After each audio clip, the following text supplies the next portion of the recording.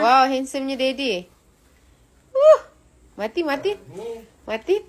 Tu. Talita. Ini yang bakal buat persembahan. Di Sabah for the first time. Kalau Martin? Martin akan jadi pelawak untuk hari ni. Okay, jom kita tengok Dede tengah bancuh apa. Tengah bantu kopi. Kopi apa? Kopi sedap. Kopi yang hari-hari dia akan minum dua. Walaupun dah malam, di malam hari. Ibus Coffee. Yeah. Ibus Untuk kopi. lelaki handsome.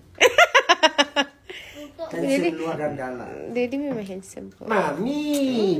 Dede sendiri. Mami boyang si. Okay, I pula.